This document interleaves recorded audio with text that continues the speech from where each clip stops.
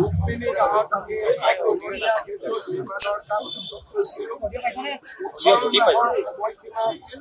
মাত্ৰ 9 মাহৰ ভিতৰতে এই উৰণীয়া সেতুখন নিৰ্মাণ কৰি গুৱাহাটীবাসীৰ ৰাইজক আজি আমি উপহাৰ দিছোঁ।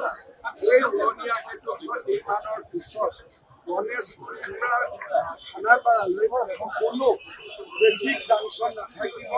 সম্পূৰ্ণভাৱে ফ্ৰী ফ্ল' এটা ৰাস্তালৈ আমাৰ খানাপাৰাৰ পৰা গণেশগুৰি ৰূপান্তৰ হ'ব।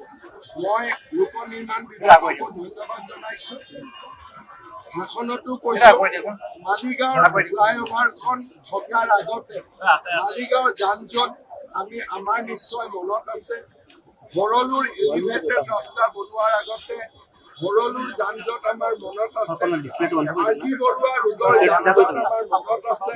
ছুপাৰ মাৰ্কেটৰ যান জঁট আমাৰ মনত আছে।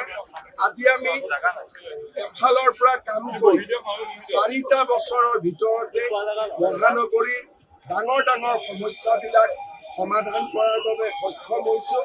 অনাগত দিনত মহানগৰীৰ বাবে আমি আৰু কাম কৰিম। জানুৱাৰী মাহত গুৱাহাটী উত্তৰ গুৱাহাটী দলং, ফেব্ৰুৱাৰীত চাইকেল ফেক্টৰী আৰু পটাশিলৰ দলং আৰু বহাগ বিহুৰ আগতে চানমাৰী ফ্লাইঅভাৰ ৰাইজৰ বাবে Sir, the new airport of Guwahati will be also built. We are constructing new airport. It will be the most beautiful airport in our country. In November, Prime Minister Narendra Modi will inaugurate a new airport along with the 6-lane road.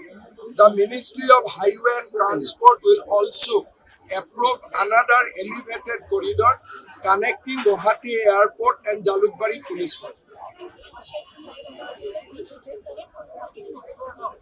Guwahati North Guwahati Bridge we have constructed with an investment of 3,000 crore, and this will be ready for the transporter, or this will be ready for the common people by the January of 2026. যিকোনো খবৰৰ বাবে যোগাযোগ কৰক 7099017330 লগতে 7099017110 নম্বৰত।